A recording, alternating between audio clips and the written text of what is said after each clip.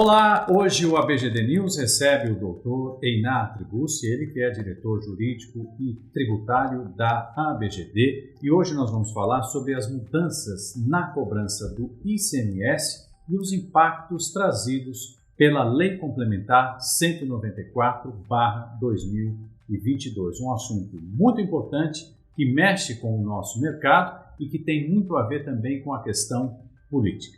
Dr. Einar, obrigado mais uma vez pela gentileza de conversar conosco do ABGD News. E eu começo lhe perguntando isso. Quais são as principais alterações trazidas aí pela Lei Complementar 194? A Lei Complementar 194, ela, na verdade, ela foi influenciada por uma decisão do STF que entendeu que energia e serviços de comunicação são considerados bens essenciais para a sociedade brasileira. E, ao fazer isso, não só tipificando, mas ele acaba por influenciar nas alíquotas de ICMS, pois as alíquotas de ICMS, conforme nosso preceito constitucional, devem obedecer ao princípio da seletividade. E o que é isso? Quanto mais essencial um bem, menor deve ser a tributação desse bem. Só que a energia elétrica, e o tema para nós que influencia na geração distribuída é a energia elétrica, acabou que os estados sempre tributaram a mais do que as operações comuns, como, por exemplo, venda de arroz e feijão, que é um bem essencial para o brasileiro. E essa energia chegava a alíquotas aí de 30%, a depender dos estados. E que, se a gente fizer aqui uma analogia, então de essencial não tinha nada, se 30% era cobrado sobre energia elétrica. Então, essa é uma primeira das alterações que a gente vem para discutir aqui com você hoje, da Lei Complementar 194, que trouxe, então, esse princípio de na verdade, tipificou energia como um bem essencial e, ao fazer isso, limita aos estados para que cobrem ICMS apenas até o teto de operações comuns dentro dos seus respectivos estados. E, antes você me pergunte, essas alíquotas são de 17% ou de 18%. Quer dizer, agora há um teto, então, de 18%. Essa composição influencia para o consumidor que vai ou que está pensando em contratar? A gente fala muito no retorno daquele investimento quando ele instala o sistema? Com certeza, porque se você analisar friamente, qual que é o cálculo do retorno de um investimento? É o valor do próprio investimento dividido pelo valor que você está economizando mensalmente. E com uma tarifa de energia computando o ICMS a uma alíquota, nesse exemplo, de 30%, a tarifa é maior, o investimento está aqui estagnado, não teve nenhuma variação por conta da lei complementar, essa tarifa abaixando, em tese, aumenta-se o retorno, prazo de retorno, para que se tenha o pagamento integral do investimento realizado para um sistema de geração distribuída. Isso é uma das alterações, hein, Mauro? Por isso que a conta não pode ser tão fria assim. Eu falei, doutor, no início do nosso bate-papo, que há uma questão política envolvida. Queria ouvir um pouco a sua opinião sobre isso, porque a gente sabe que a lei está aí, alguns estados já estão indo ao Supremo, salvo engano, para tentar reverter a decisão, aquilo que está no texto da lei. Qual que é a sua visão, com toda a sua experiência, diante dessas atitudes? Bom, acho que vale a pena a gente discutir aqui, só colocar aqui nos is. Então, mudou mais coisa, né? O impacto é grande no nosso setor de energia elétrica, pois mudou a questão da essencialidade da energia elétrica, a tipificação de energia elétrica como um bem essencial. A segunda alteração diz respeito à exclusão da base de cálculo do ICMS da componente TUSD, que é a tarifa de uso do sistema de distribuição, e também da TUST, que é a tarifa de uso do sistema de transmissão. Isso impacta consumidores maiores, não tanto os consumidores tipo B, que estão na baixa tensão. Além disso, também devem ser expurgados da base de cálculo os encargos setoriais. É isso tudo que diz respeito à Lei Complementar 194 de 2022 para o nosso setor. É um rebuliço total, muita coisa muda. Como a situação muda? Ela vem para reduzir o custo de ICMS na componente energia, né, por conta da questão da seletividade, e deixa de incidir ICMS sobre a TUSD e a TUST, que durante muito tempo tem sido combatido isso nos tribunais superiores. Existe um leading case no STJ discutindo isso há pelo menos 5 anos. Esse processo está sobrestado, está parado no STJ, não se movimenta, e que vem agora uma lei para determinar que o ICMS deixa de incidir também sobre o transporte da energia. Para os leigos aqui, para que entendam, isso. O ICMS ele incidia sobre a energia em si que você consumia, mas também sobre o transporte dessa energia. E o transporte dessa energia, Mauro, ele é da ordem de 50%, mais ou menos, sobre o quanto a gente paga da energia mensalmente. Então, ao retirar o ICMS sobre 50% da base de cálculo, aí conta de padeiro, que geralmente não falha, o número é bem relevante.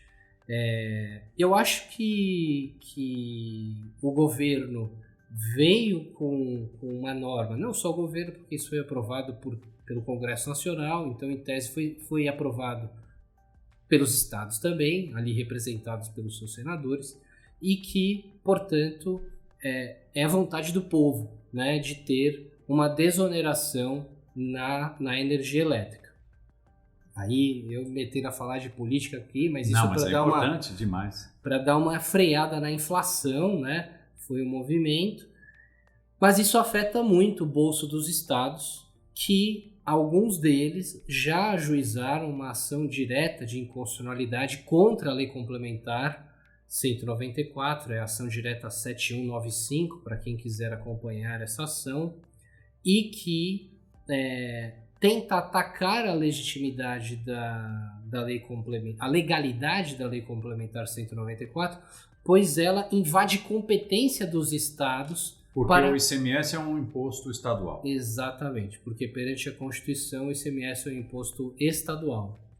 Entretanto, Mauro, é da minha opinião que a alteração ela está legitimada porque ela passou pelo Congresso Nacional e que está ali representado pelos estados, e além disso ela tem um caráter socioeconômico muito benéfico para a sociedade e que ela, em tese, tem maior dificuldade para que o STF julgue algo que seria injusto para a sociedade.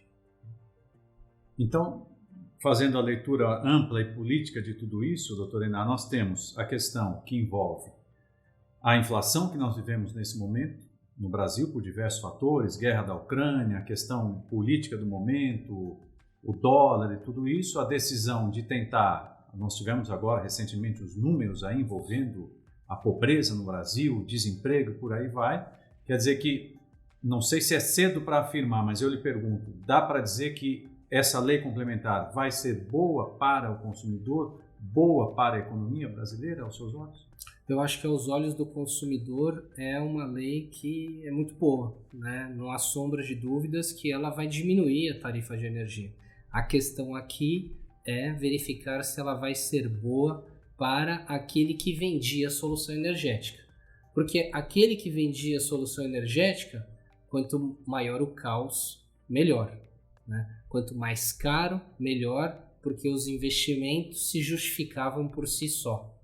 O que muda no mercado que atuamos, pois assessoramos aqueles que estão vendendo soluções energéticas, é analisar agora toda todos os retornos dos investimentos realizados com base nessas mudanças tributárias sobre as tarifas.